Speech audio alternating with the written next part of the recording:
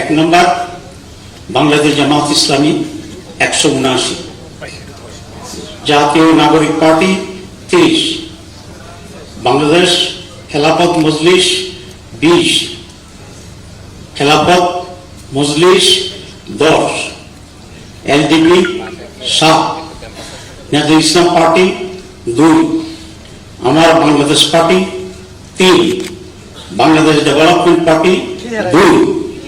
আমাদের এই দলের ভিতরে বাংলাদেশ খেলাফত আন্দোলন আছে, তাদের জন্য এই মুহূর্তে সিটের সংখ্যাটা আমরা নির্ণয় করতে পারিনি, কিন্তু তারা আমাদের শরীরের ভিতরে আছে, এটা আমরা দেখব। আর হচ্ছে জাতীয় নাগরিক পার্টি না,